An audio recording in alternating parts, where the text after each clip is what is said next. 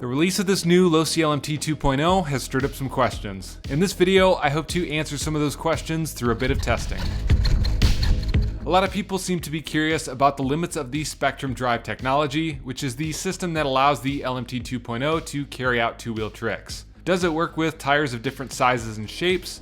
Or do you have to use these stock tires in order for it to function properly? To find out, I have 4 of the most popular aftermarket tires from J-Concepts. We're going to test a set of J-Concepts JCTs, Renegades, and Golden Years in the soft blue compound, along with a set of racer tires in the medium gold compound. All of these are mounted on J-Concepts 2.6-inch tribute wheels with 17mm hex adapters to fit the LMT. Let's see if they can pull off all of the advertised two-wheel tricks. First up, we have the JCT tires. They look very close to the stock BKT tires, but they are slightly wider and shorter. They hook up quite well on this blacktop and allow the truck to successfully pull off both forward and reverse wheelies, as well as stoppies without a problem. You can even pull off bicycles quite easily with them. Although these tires have a pretty low profile tread, which limits traction on some surfaces, they still feel pretty good overall and allow you to pull off all of the advertised two-wheel moves like the stock tires. We have the Renegades up next, which in my opinion is the best performing tire from J-Concepts. Similar to the JCTs, they are slightly wider and shorter than stock, which makes them look somewhat small on this truck. These tires are very stable and allow the truck to perform wheelies in both forward and reverse. You can pull off stoppies as well, but bicycles were a bit of a struggle. I'm guessing this comes down to the squared off shape of the tire. The edges have a pretty sharp transition and seem to make it harder for the truck to maintain that sweet spot for balance. This set of Renegades also happens to have a set of SlamTech inserts installed, which are made out of a very firm closed cell foam. Between the squared off shape of the tire and the stiffer foams, bicycles were still possible. However, they were a lot more challenging to ride out for longer distances. Now we're throwing on the set of Golden Year tires. Overall, these seem to be the closest in size to the stock BKT tires, so they look quite at home. They're about the same width, but actually look to be a hair taller.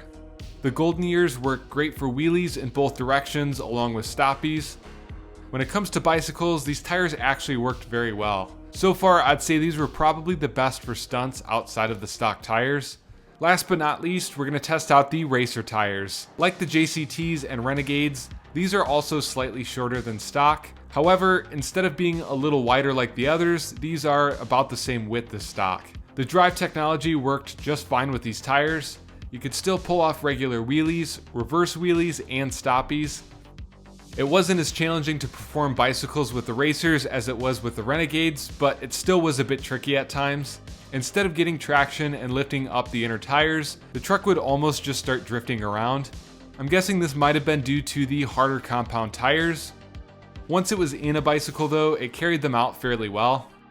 From the single battery pack of testing that I did with these tires, it seems like they're all technically capable of pulling off two-wheel tricks with the Spektrum DRIVE technology, but some make it easier than others. The JCTs and Golden Years were probably the most consistent besides stock. The gold compound racers made bicycles slightly more difficult, and the Renegades with these SlamTech foams were definitely the most challenging to pull off bicycles with. So if you're looking to switch tires on your LMT 2.0, it seems like tires that are more rounded in a softer compound with softer foams work better for stunts from my testing.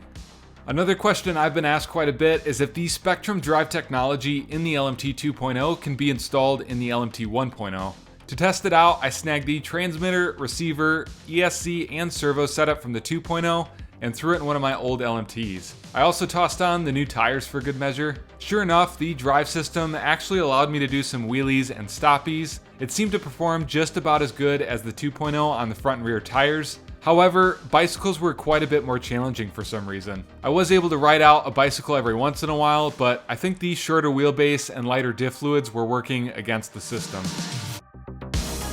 To see if the drive technology can work in an LMT Megatruck, I threw some Megatruck tires on the LMT 2.0 since both trucks have a 15-inch wheelbase and are pretty similar. The Megatruck tires made it a lot harder to perform wheelies and stoppies on blacktop due to the lack of traction, but once you got the truck into a wheelie or stoppie, the drive system worked as intended. Once again though, bicycles were a different story. On pavement, the truck was pretty unpredictable and wanted to slide around, so I started attempting bicycles in the grass. After quite a few attempts, I was able to get some bicycles.